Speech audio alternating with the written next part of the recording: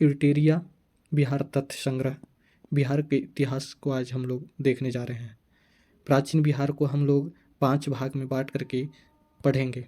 पहला पाषाण काल, वैदिक काल, महाजनपद काल, मौर्य एवं गुप्त वंश, बौद्ध एवं जैन धर्म।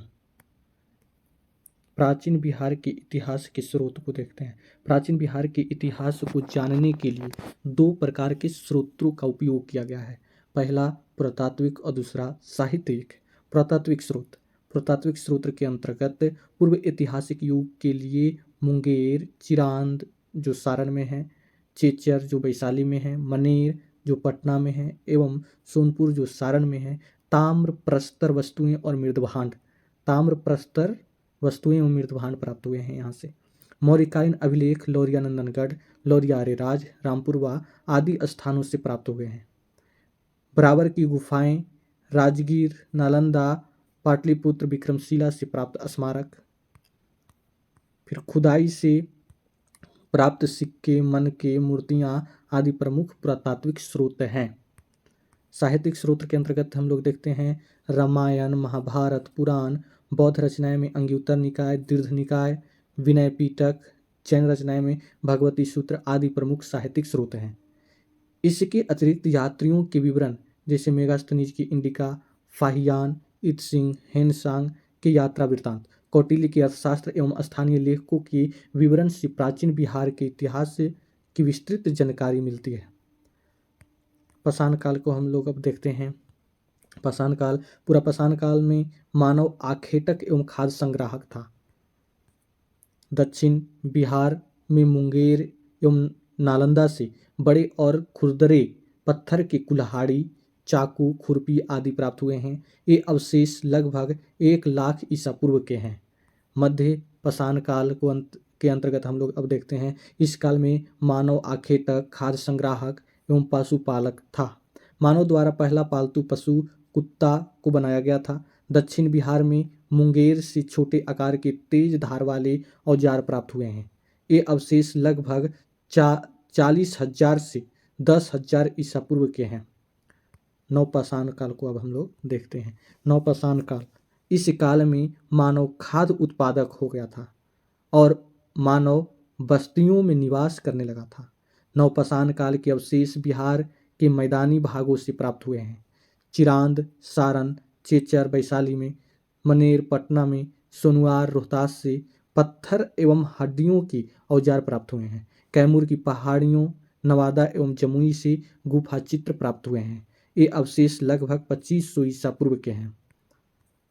ताम्रपाषाण काल, चिरांद, सोनपुर, ताराडीह, चेचर, मनेर, सनुआर आदि से ताम्रपाषाण काल के अवशेष मिले हैं। इस काल में पत्थर के औजार के अतिरिक्त ताम्र उपयोग के प्रमाण मिले हैं। ये अवशेष लगभग 1000 ईसा पूर्व के हैं। वैदिक काल, आर्यों द्वारा स्थापित स्थान को वैदिक सभ्यता कहा गया क्योंकि इस सभ्यता का इतिहास वेदों पर आधारित है। वैदिक सभ्यता 2 वर्गों में विभाजित किया गया है। एक पहला पूर्व वैदिक काल 1500 से 1000 ईसा पूर्व, दूसरा उत्तर वैदिक काल 1000 से 600 ईसा पूर्व। पूर्व वैदिक या ऋग्वैदिक सभ्यता का विस्तार बिहार क्षेत्र में नहीं था। उत्तर वैदिक काल में आर्यों का विस्तार गंडक नदी के तट तक बिहार के क्षेत्र में हुआ। बिहार के भौगोलिक क्षेत्र की प्रथम चर्चा शतपथ ब्राह्मण लगभग 800 ईसा पूर्व की रचना में मिलती है। इसमें बिहार की चर्चा विदेह के रूप में की गई है जो तिरहुत मिथिला क्षेत्र को दर्शाता है। ऋग्वेद में बिहार को किक्कट एवं व्रात्य शब्द से संबोधित किया गया है। वराह पुराण में किक्कट को अपवित्र प्रदेश कहा गया है। महाजनपद काल, 6ठी शताब्दी ईसा पूर्व में अंग्युत्तर निकाय भगवती सूत्र से 16 महाजनपदों की जानकारी मिलती है। 16 महाजनपद में 3 महाजनपद का विस्तार क्षेत्र बिहार में था।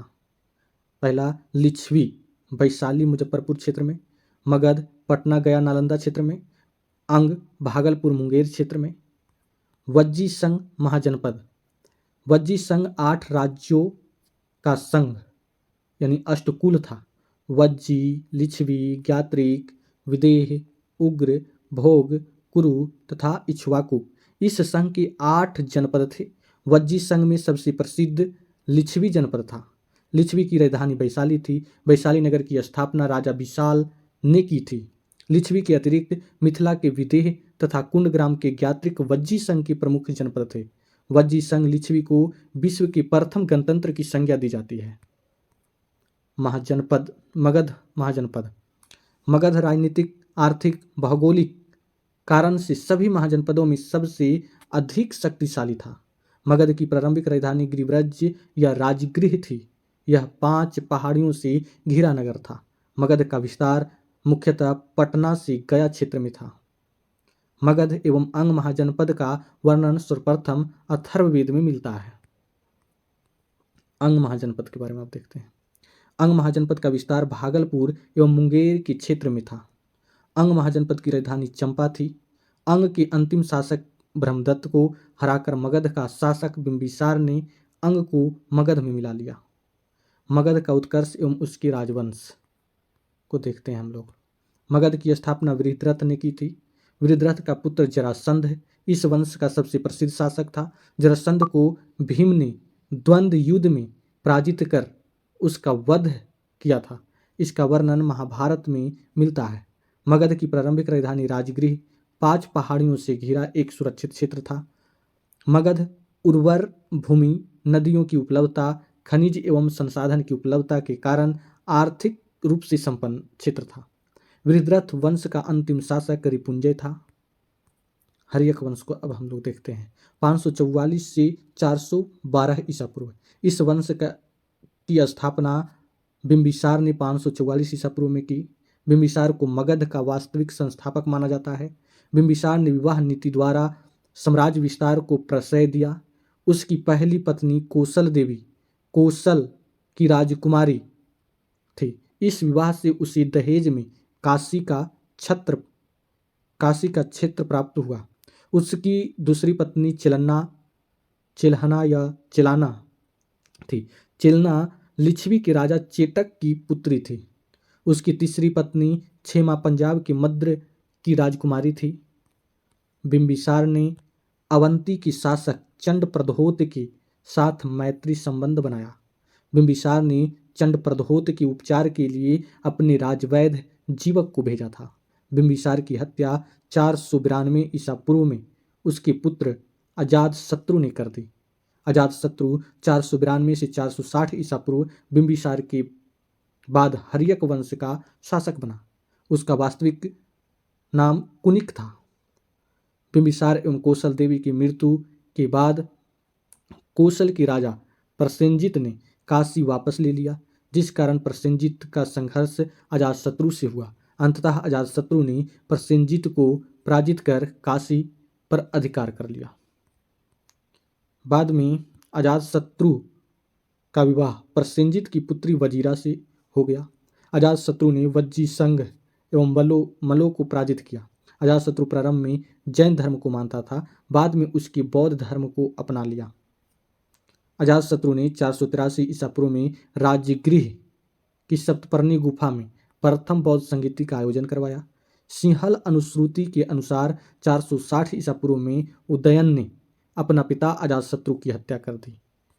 उदयन ने अपनी राजधानी राजगृह से पाटलिपुत्र, गंगा, सोन एवं गंडक के संगम तट पर स्थानांतरित किया। उदयन के 3 पुत्र थे, अनिरुद्ध, मुंडक एवं नागदशक थे। नागदशक इस वंश का अंतिम शासक था। अब आता है शिशुनाग वंश 412 ईसा पूर्व से 344 ईसा पूर्व तक। शिशुनाग ने हर्यक वंश की जगह शिशुनाग वंश की स्थापना की। शिशुनाग ने वैशाली को राजधानी बनाया। शिशुनाग ने अवंती के राजा अवंतीवर्धन को पराजित कर अवंती को मगध में मिला लिया। इसके अतिरिक्त शिशुनाग ने वत्स एवं कौसंबी को भी मगध में शामिल कर लिया। 394 ईसा पूर्व में शिशुनाग की मृत्यु के बाद कालाशोक मगध का शासक बना। पुराणों में उसे काकवर्ण कहा गया। कालाशोक के समय मगध की राजधानी पुनः पाटलिपुत्र हो गई। कालाशोक ने 383 ईसा पूर्व में वैशाली में द्वितीय बौद्ध संगीति का आयोजन कराया। कालाशोक की मृत्यु के बाद उसके 10 पुत्रों ने शासन चलाया। शिशुनाग वंश का अंतिम शासक नंदिवर्धन था। अब हम लोग नंद वंश में आते हैं। नंद वंश 344 से 321 ईसा पूर्व तक रहा। नंद वंश का संस्थापक महापद्म नंद ने 344 ईसा पूर्व में शिशुनाग वंश को समाप्त कर नंद वंश की स्थापना की। महापद्म नंद ने एक राट एक छत्र की उपाधि धारण की। पाली ग्रंथों में महापद्म नंद को उग्रसेन कहा गया है। पुराणों में उसी परशुराम का दूसरा अवतार बताया गया है।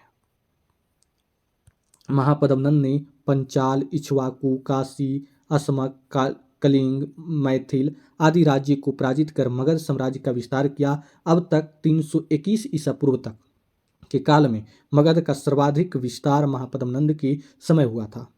व्याकरण के महान विद्वान पाणिनि महापद्म नंद की समकालीन थे। इस वंश का अंतिम शासक घननंद हुआ।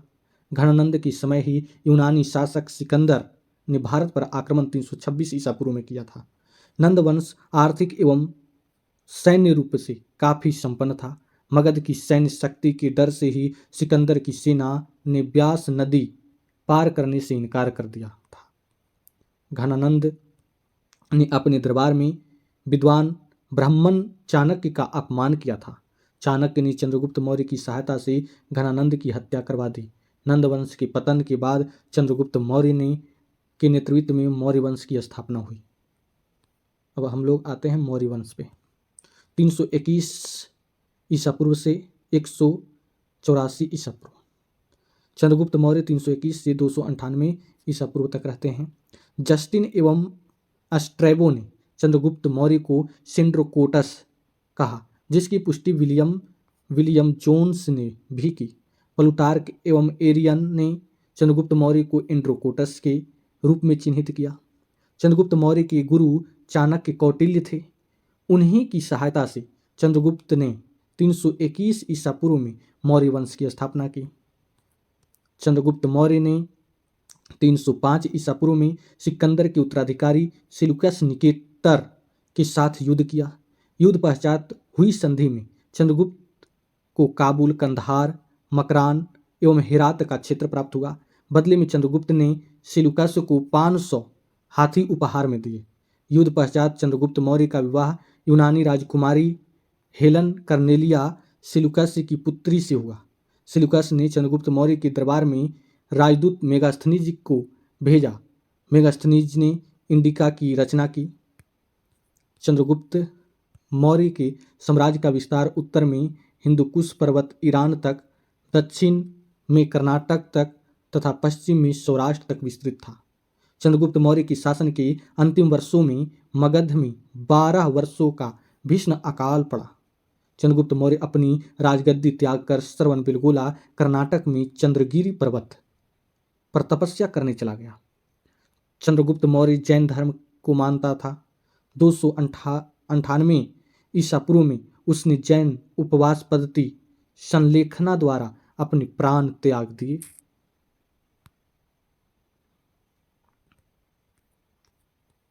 बिंदुसार के बारे में देखते हैं। 298 से 272 ईसा पूर्व।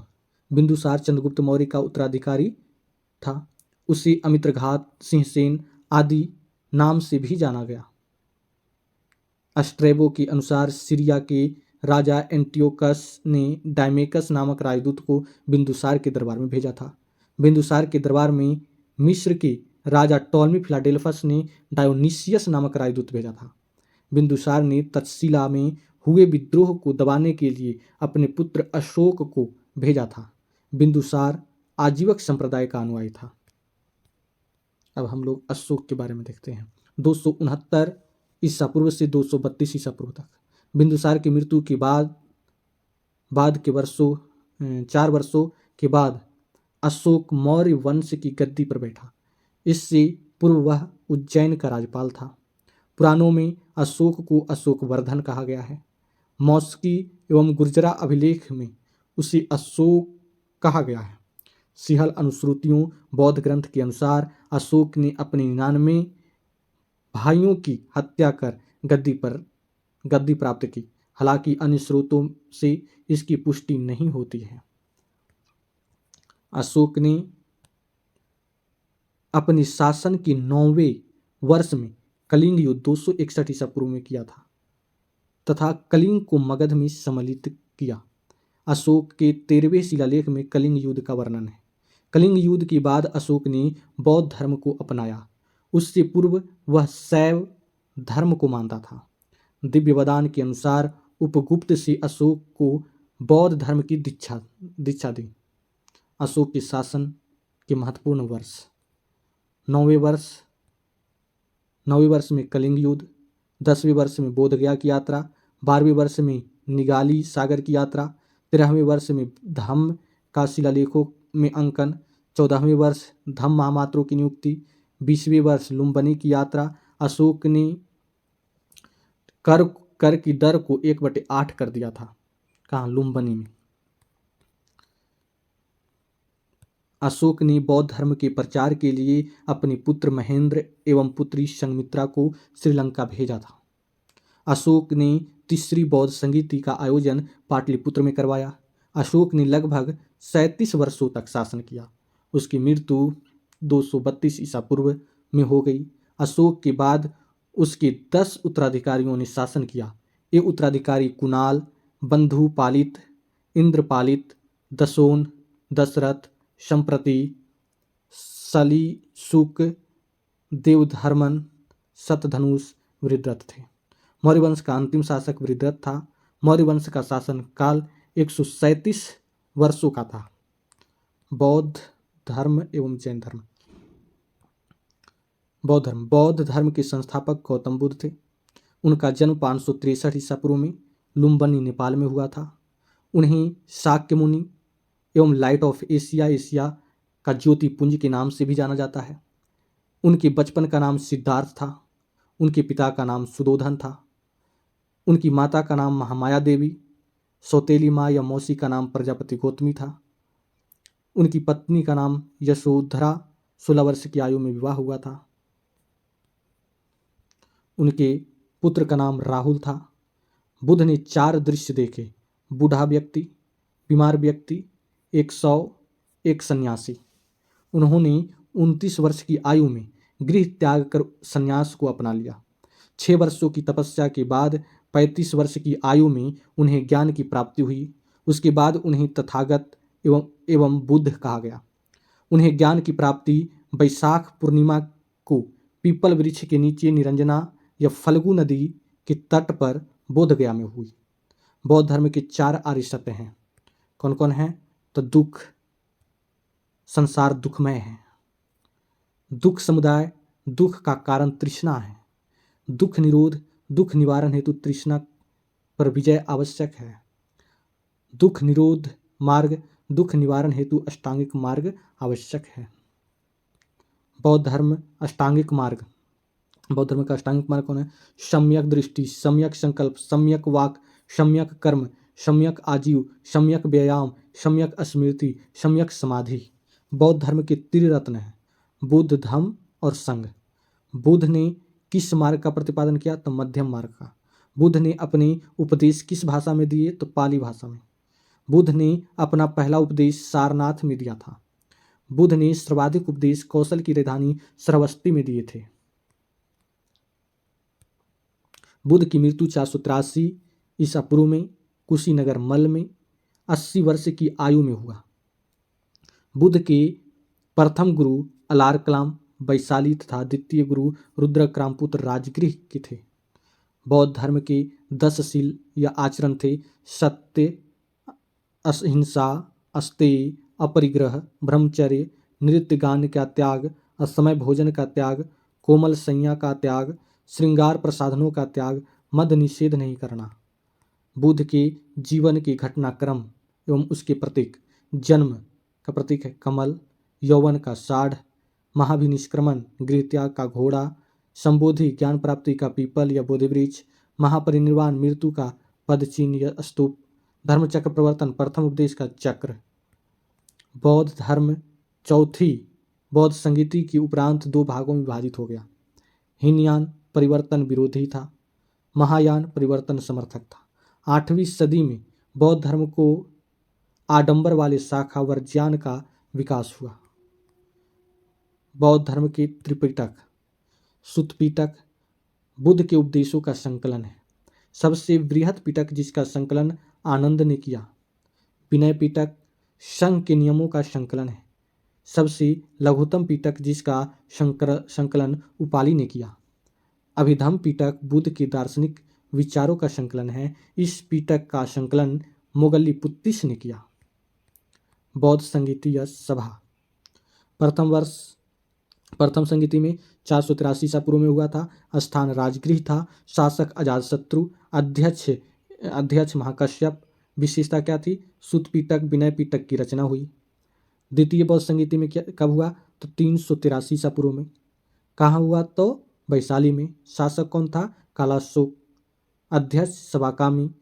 महासंघिक और स्थविर के रूप में विभाजन हुआ। तृतीय संगीति 251 ईसा पूर्व में। कहाँ हुआ? तो पाटलिपुत्र में। शासक अशोक था।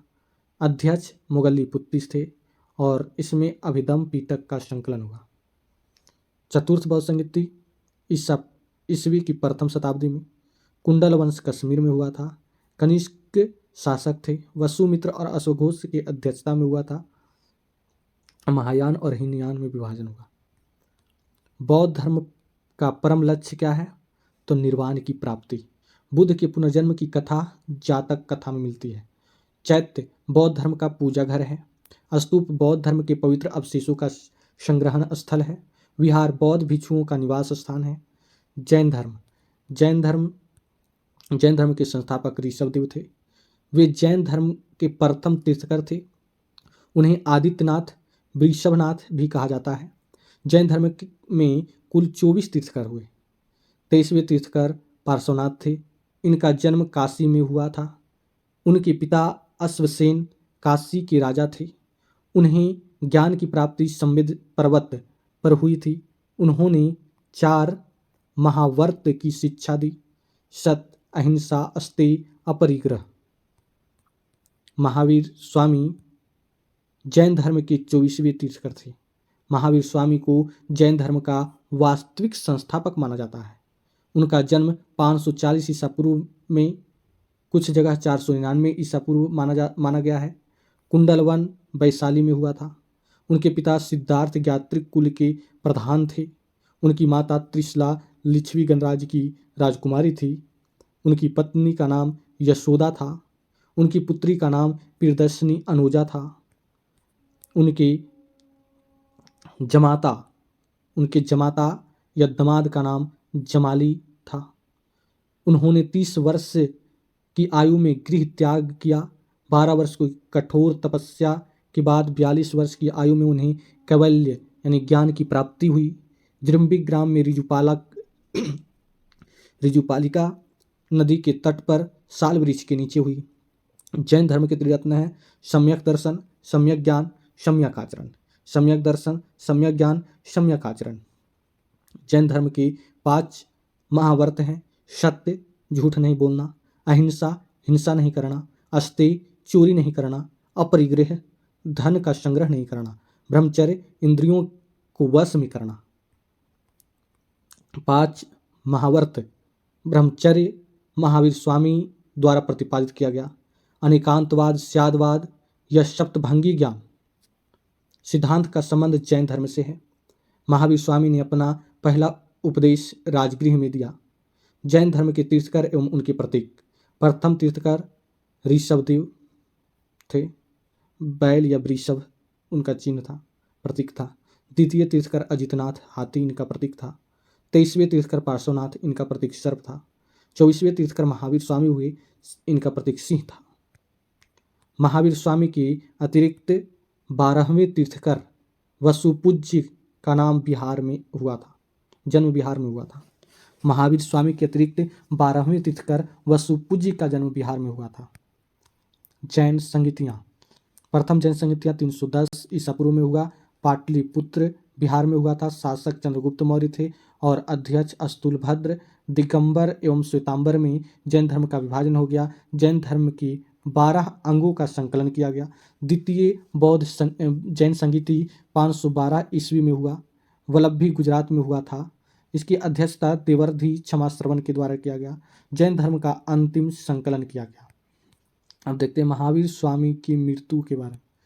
महावीर स्वामी की मृत्यु 468 ईसा पूर्व में 72 वर्ष की आयु में पावापुर में हुई। जैन धर्म का विभाजन प्रथम जैन संगीति में श्वेतांबर एवं दिगंबर के रूप में हो गया। दिगंबर भद्रबाहु के नेतृत्व प्रदान किया। इसमें परिवर्तन को स्वीकार नहीं करते हुए पूर्ण नग्नता एवं कठोरता को अपनाया गया। श्वेतांबर अस्तुलभद्र ने नेतृत्व प्रदान किया। इसमें श्वेत वस्त्र पहनने की परंपरा थी तथा यह दिगंबर की तुलना में कम कठोर था। इसमें परिवर्तन को स्वीकार किया गया। अब देखते हैं हम लोग शुंग वंश के बारे में। शुंग वंश मौर्य वंश के अंतिम शासक बृहद्रथ की हत्या कर पुष्यमित्र शुंग ने 185 ईसा पूर्व में शुंग वंश की स्थापना की। पुष्यमित्र शुंग ब्राह्मण था। वह बृहद्रथ का सेनापति था। पुष्यमित्र ने सेनानी की उपाधि ली थी। उसने यवनों के आक्रमण को विफल किया था। पुष्यमित्र ने 2 अश्वमेघ यज्ञ करवाए। इसमें पुरोहित पतंजलि थे। पुष्यमित्र की मृत्यु के बाद उसका पुत्र अग्निमित्र 148 ईसा पूर्व में राजा बना। कालिदास के नाटक मालविका अग्निमित्रम में अग्निमित्र एवं मालविका का वर्णन है। इस वंश का अंतिम शासक देवभूति था। कन्नौ वंश कन्नौ वंश की स्थापना वसुमित्र ने देवभूति की हत्या कर की। वसुमित्र शुंगों के अमात्य मंत्री थे। कन्नौ वंश भी ब्राह्मण वंश था। इस वंश का अंतिम शासक सुशर्मा था। सातवाहन वंश के संस्थापक सिमुक ने सुशर्मा की हत्या कर कन्नौ वंश का अंत कर दिया। कुषाण वंश भारत आने वाले विदेशियों में कुषाण सबसे अंतिम थे। विदेशियों के आने का क्रम हिंद, यूनानी, शक, पहलव, तब कुषाण आए। कुषाण चीन के यूची या तोखरी जाति से संबंधित थे। कुषाण वंश के संस्थापक कुजूल कटपिशेष थे। इस वंश का सबसे प्रमुख शासक कनिष्क था। कुषाण वंश की राजधानी पुरुषपुर या पेशेवर एवं मथुरा थी। अश्वघोष जिन्होंने बुद्ध चरित्र की रचना की को कनिष्क ने पाटलिपुत्र से विजित किया था। कनिष्क के समय में गंधार एवं मथुरा कला का विकास हुआ। कनिष्क ने चौथी बौद्ध संगीति का आयोजन कुंडलवन कश्मीर में करवाया।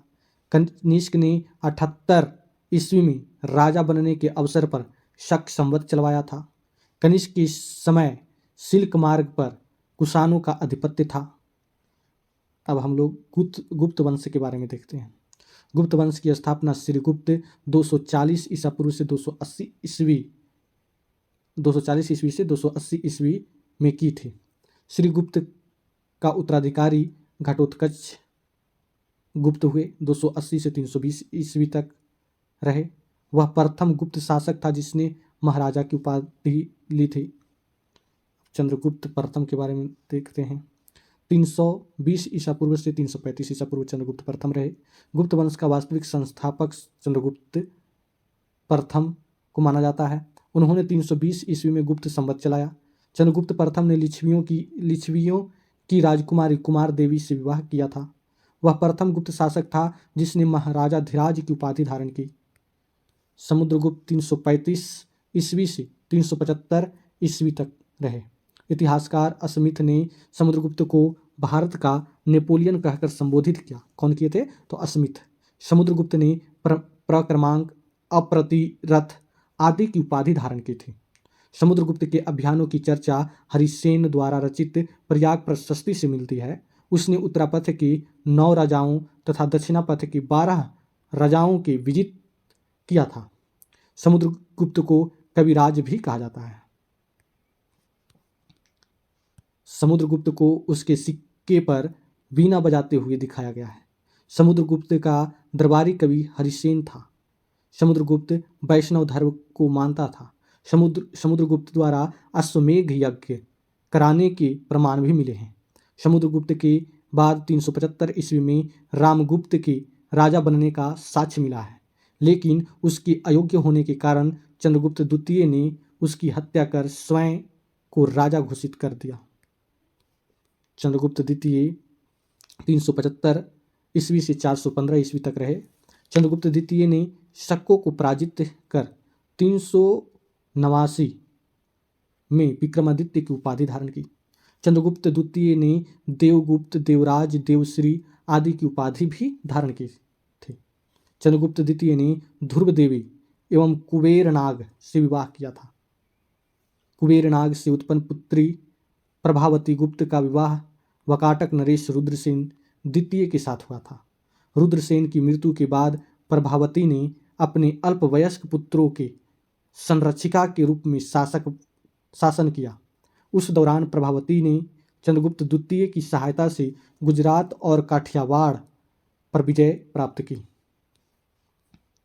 चीनी यात्री फाहियान चंद्रगुप्त द्वितीय के समय भारत आया था। फाहियान भारत में 14 वर्ष 399 से 414 ईस्वी तक रहा था।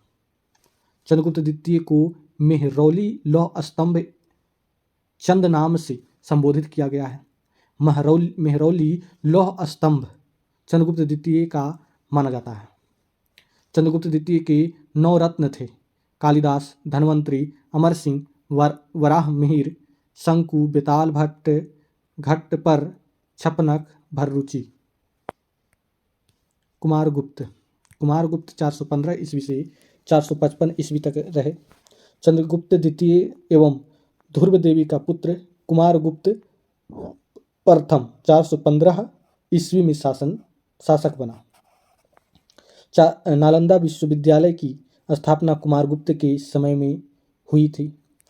कुमारगुप्त काल में नालंदा विश्वविद्यालय शिक्षा का प्रमुख केंद्र था। बाद में यह बौद्ध धर्म की शिक्षा का सबसे बड़ा केंद्र बन गया।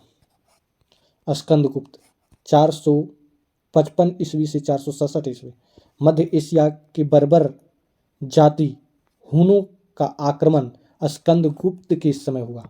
स्कंदगुप्त ने हुनों को पराजित कर भारत से बाहर खदेड़ दिया। इसका वर्णन जूनागढ़ अभिलेख में मिलता है। अभिलेख में हुनों को मलेच्छ कहा गया है।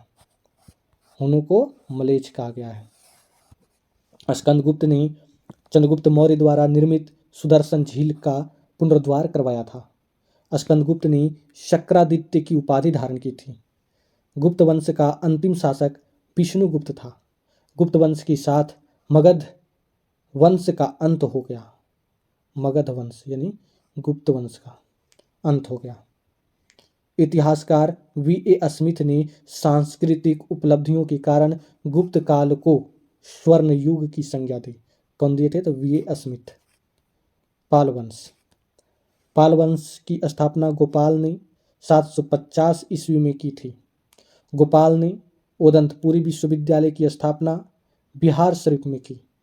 इस वंश का सबसे प्रमुख शासक धर्मपाल था।